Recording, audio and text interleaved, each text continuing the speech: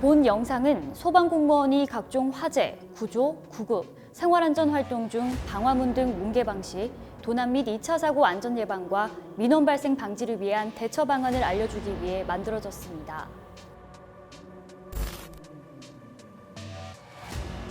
잘못된 대처 방안을 구체적인 사례를 통해 살펴보겠습니다. 주택가에서 일어난 화재로 인해 거주지 출입문을 강제로 개방해 출입했던 사건입니다. 구조대원들은 화재 신고를 받고 출동했습니다. 화재를 진압하던 중 문이 잠겨있는 집을 발견하고 인명구조를 위해 강제 개방했습니다. 다행히도 내부에는 사람이 없어 인명피해는 발생하지 않았는데요. 하지만 현관문을 파괴한 후 2차적 안전조치를 하지 않고 돌아와 민원이 발생하였습니다.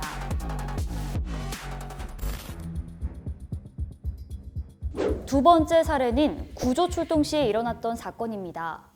위암 투병 중이던 80세 노인분이 연락이 되지 않는다는 신고를 받고 구조대원이 출동했습니다.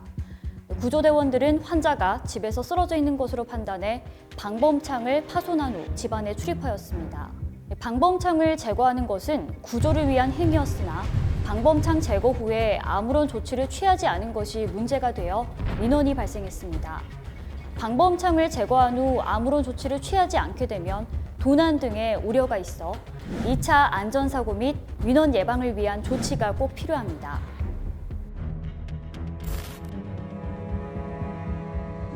세 번째 사례는 연막소독으로 인한 5인 출동으로 발생한 사건입니다. 진압대원들은 화재 발생 신고를 받고 출동했습니다. 화재 진압과 인명구조를 위해 잠겨있던 집문의 손잡이를 제거하고 내부에 출입하였는데요. 내부를 확인하였으나 연막소독으로 인한 5인 출동이라 인명피해는 없었습니다. 하지만 손잡이가 파손된 상태로 아무런 조치를 취하지 않은 채 문을 닫고 돌아와 민원이 제기되었습니다. 손잡이가 파손된 채로 문을 닫으면 문이 열리지 않아 문제가 발생할 수 있습니다. 위와 같은 상황들처럼 피치 못할 상황에 의해 현관문이나 방범창, 도어락 등을 파괴하여 문 개방을 해야 할 때가 있습니다.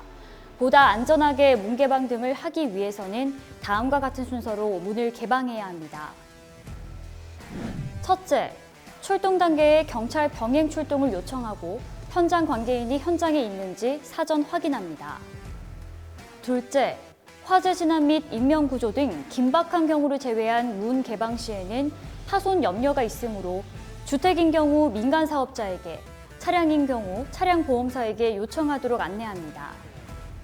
셋째, 긴급 상황을 가장한 허위 신고 시에는 과태료 부과됨과 문 개방에 따른 파손, 훼손이 있을 수 있음을 사전에 고지하고 개방합니다. 넷째, 위급한 경우를 제외하고 문 개방 후 관계인 확인이 가능한 현장에서는 경찰 입회하에 개방합니다. 다섯째, 파손이 동반되는 경우 웨어러블 캠 녹취 등을 활용하여 증거 자료를 확보하고 안전을 고려하여 파괴를 최소로 하여 개방합니다. 여섯째, 파괴 장비 활용 시 주변 위험 요소를 제거하고 작업대원은 안전 조치를 취해야 합니다. 재난 현장 표준 작전 절차에는 문 개방 시 방금 말씀드린 절차를 준수토록 하고 있으나 현장 지휘관이 긴급 상황이라고 판단되는 경우 최우선으로 인명구조 등을 위한 선제적인 대응 활동을 하여야 합니다.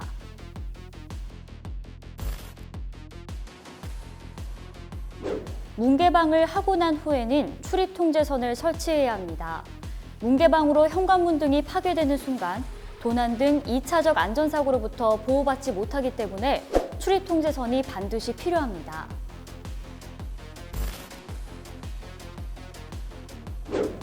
상황이 수습될 때까지 관계인과 연락이 되지 않거나 만날 수 없는 경우 상황을 알리기 위한 안내 스티커를 부착해야 하며 이때 소방서 담당자 연락처를 기재하도록 합니다.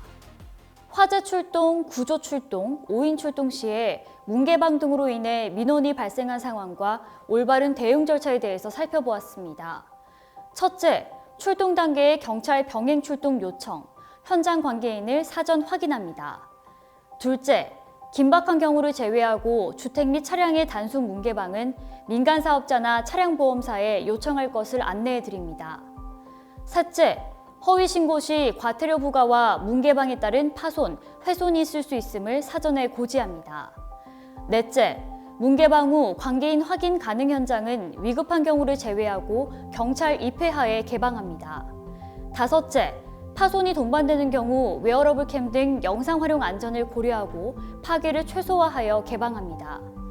여섯째, 파괴 장비 활용 시 주변과 작업대원에 대한 안전 조치를 취합니다.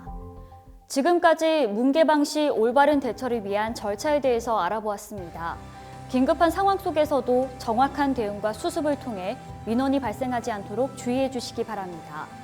서울소방재난본부에서는 소방공무원이 재난 현장 활동에 최선을 다할 수 있도록 적극 지원하겠습니다.